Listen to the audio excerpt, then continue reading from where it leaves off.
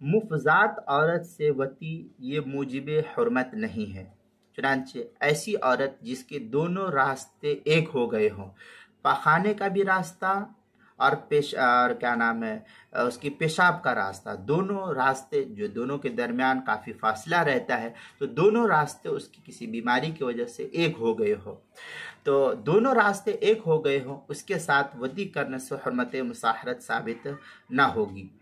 ہاں البتہ جماع کے بعد حمل ٹھہرنے سے یہ متعین ہو جائے کہ وطی فرج ہی میں ہوئی ہے، وطی فرج ہی میں ہوئی ہے، تو ایسی صورت میں حرمت مصاحرت ثابت ہو جائے گی۔ چنانچہ در مختار شامی میں ہے وَكَمَا أَيْ لَا تَثْبِتُ الْحُرْمَةُ لَوْ أَفْزَاهَا لِعَدْمِ تَيَقُّنِ كَوْنِهِ فِي الْفَرْجِ معلم تحبل منہ۔ اس طریقے کی عبارت در مختار شامی جو زکریا بک ڈپو دیوبند کا ہندی نسخہ ہے، اس کے کتاب النکاح چوتھی جلد صفحہ 110 اور 111 پر اس کو نقل کیا۔ کتاب المسائل اس کی چوتھی جلد صفحہ 188 پر بھی اس کو نقل کیا گیا ہے۔